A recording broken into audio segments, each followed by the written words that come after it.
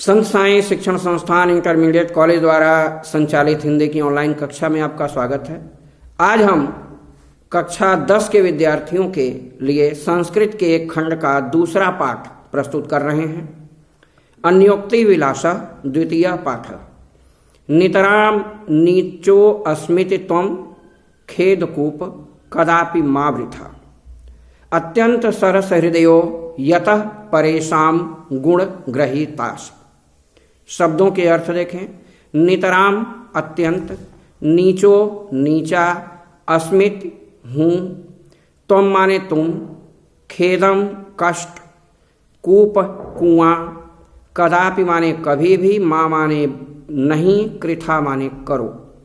अत्यंत सरस हृदयो अत्यंत सरस हृदय वाले, यत जो, परेशान दूसरों के, गुण दो अर्थ हैं इसके, रस्सी और गुण, ग्रहीतासी ग्रहण करते हो।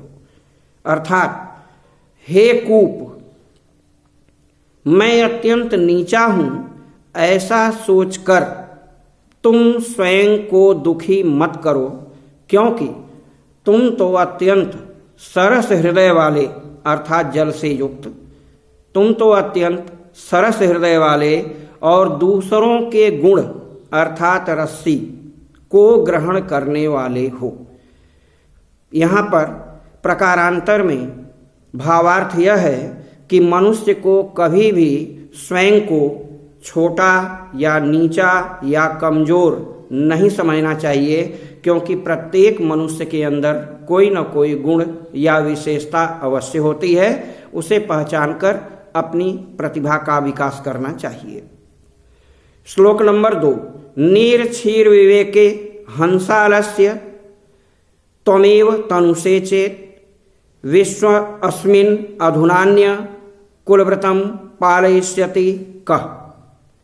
अर्थात नीर जल, क्षीर दूध, विवेक अलग अलग करना। हंस के माध्यम से कहा गया कि हे हंस, इस संसार में जल और दूध को अलग करने में एकमात्र तुम ही समर्थ हो। यदि तुम ही अपने कुलव्रत अर्थात अपने वंश परंपरा का पालन नहीं करोगे तो कह पालयिष्यति अर्थात कौन पालन करेगा। यहाँ मनुष्य को कर्तव्य भावना का बोध कराया गया। एक बार पहले श्लोक का हिंदी अनुवाद पुनः सुने। हे हंस, इस संसार में दूध और जल को अलग करने में समर्थ यदि तुम ही अपने वंश परंपरा का पालन नहीं करोगे तो और कौन करेगा।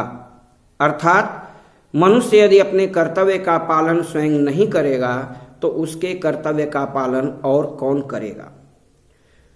पहले में कुएं, दूसरे में हंस और तीसरे में आपको कोयल के माध्यम से शिक्षा दी गई। कोकिल यापय दिवसान तावद वीरसान करील विपटेशु यावन अन्मिल दलिमाल कोअपि रसाल समुल्लसति। अर्थात हे कोयल, यापय माने व्यतीत करो, दिवसान माने दिन, तावद माने तब तक, वीरसान माने नीरस, करील एक कटीला पेड़, विटप माने पेड़। हे कोयल, तब तक अपने दिनों को करील के कटीले कड़वे वृक्ष पर व्यतीत कर लो, जब तक किसी आम के पेड़ में नए पत्तों का, नए पल्लवों का आगमन नहीं होता है। रसाल माने आम। अर्थात मनुष्य को अपने दुख के दिनों को तब तक धैर्यपूर्वक व्यतीत करने का प्रयास करना चाहिए जब तक वे दुख के दिन दूर होकर सुख के दिन नहीं आ जाते हैं। तो इस तरह 3 श्लोकों का हिंदी अनुवाद आपको बताए हैं। इसे आप अपनी कॉपी में नोट कर लेंगे। ये आपका गृह कार्य है और इसका लाभ परीक्षा में उठाइएगा।